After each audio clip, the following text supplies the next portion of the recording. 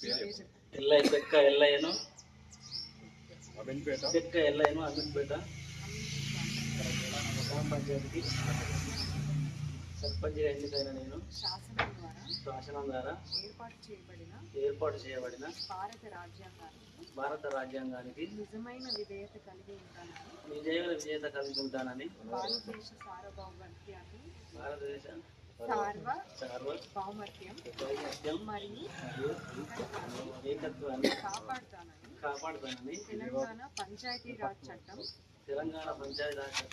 2018 మరియు దాని కింద రూపొందించిన నియమావళి ప్రకారం నా విధులు మరియు బాధ్యతలను భయము లేకుండా నిష్ఠతో మరియు నిజాయితీతో నిర్వహిస్తానని ప్రమాణం చేస్తున్నాను.